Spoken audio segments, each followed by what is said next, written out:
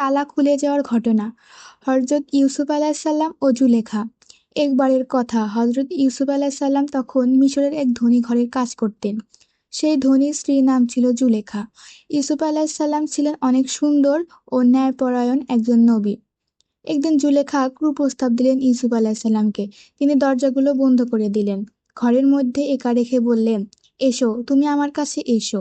কিন্তু হযরত ইউসুফ আলাইসাল্লাম আল্লাহ ভীরু ছিলেন।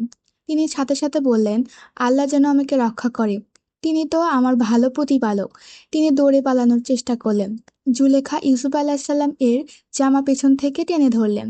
জামা ছিঁড়ে গেল। ঠিক তখনই দরজা খুলে গেল। সামনেই জুলেখার স্বামী দাঁড়িয়ে। অবস্থা দেখে জুলেখা নিজেকে বাঁচাতে ইউসুফ আলাইসাল্লামের বিরুদ্ধে মিথ্যা অভিযোগ করলেন। তোমার চাকর আমার ওপর খারাপ কাজ করতে চেয়েছে, কিন্তু সবকিছু জানতেন। তখন জুলেখার আত্মীয় একজন বুদ্ধিমানের মতো করে বিচার দিলেন।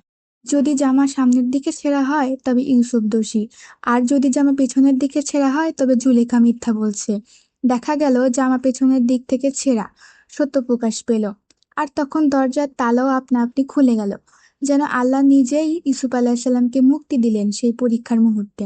শিক্ষা: যে আল্লাহকে ভয় করে, আল্লাহ তাকে সব ফিতনা থেকে রক্ষা করেন। মিথ্যার পর্দা একদিন না একদিন ফেটে যায়, সত্য জিতে যায়। তালা খুলে যাওয়া ছিল